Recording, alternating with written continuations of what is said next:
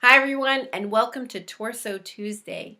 Today we're going to be talking about the top 4 officially researched subjects on the harmful effects of processed sugars. So before I go any further, I'm not talking about naturally occurring sugars found in nature. I'm not discussing fruits, vegetables, raw honey, maple syrup, or even molasses. Instead, I'm talking about processed sugars that are made in a plant. And this information is scary, horrifying, and just downright angering at the same time. Because really, we've been victims of people that want to make money off of us. So when I tell you this information, I'm not speaking to you as if duh, don't eat sugar. I'm saying to you, there's a reason we're addicted. It's not your fault, and we're going to kick this habit together. So let's talk about effect number 1 on the body with sugar. Processed sugar affects the brain. It lights up the same areas of the brain as heroin, and sugar has been shown and proven to be more addictive than cocaine. In fact, legislation was proposed where they wanted to monitor sugar the same way they monitor tobacco, and lobbyists fought to have it overturned.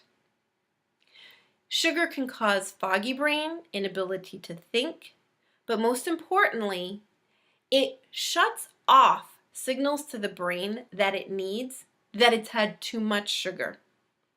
So for example, it shuts off the hormone known as leptin. Leptin is a great hormone. You want it working in your body because it will let you know when you've had enough to eat and enable you to push away your plate. But no, sugars turn that hormone off in many Americans because it renders that hormone useless. Once people reduced their sugar intake or got rid of it completely, the hormone turned back on and people started eating a noticeably less amount of food. The second way that processed sugars affect your body is with the liver. The liver is what processes fats, breaks them down. It also is used to detox the body and get rid of hormones once they've been used by the body and need to be flushed out. Sexual hormones such as testosterone and estrogen go through the liver.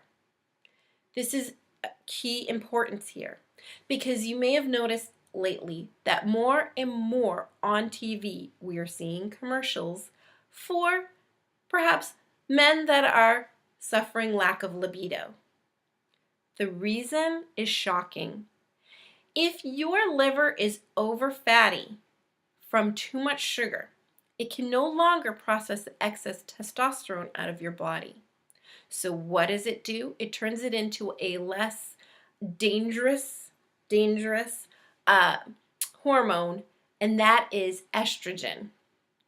Estrogen in balanced amounts is perfectly fine. It's found in both male and female. But in excess amounts, it causes lowered libido, hot flashes, premenopausal symptoms, the inability actually to regulate body temperatures, fat retention, and migraines. It also disrupts sleep patterns. So we see a nation of people that can't get to sleep, that can't enjoy themselves with their spouses, that are constantly hungry, and that are having an ever-expanding waistline. As if to add insult to injury, sugar is actually the cause of what people try and find a solution in. Let me explain. It induces stressor responses in the body when eaten. And think about it. How many of us, when we come home from a hard day of work, wouldn't love to sit down with a glass of wine or a cold beer and a chocolate chip cookie or something sugary, disgusting, We want to eat, eat, eat. When a kid has a bad day at school, comes home, what does the mother say? Here, honey, have some Twizzlers. Okay? We offer sugar as a solution to stress. Why? We're addicted. And what ends up happening actually is it raises the adrenaline and the cortisol levels in the body. Cortisol and adrenaline increase the body's ability to retain fat. Shuts down digestion, and on top of that, once again, messes with sleep.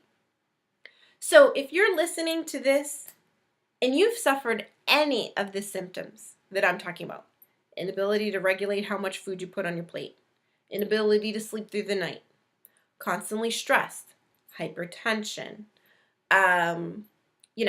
migraines, list goes on and on and on and on, I'm willing to bet a great deal of money that if you took sugar out of your diet, processed sugar, for 1 week, many of those symptoms would lessen or disappear.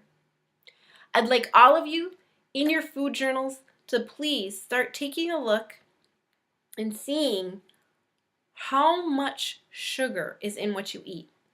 Sugar is hidden in everything from tomato sauce to popcorn to just, if it's boxed, it most likely has some added sugar. Start looking for these sugars, and I'm going to tell you ways to bam, bam, fight back on Well Behaved Wednesday.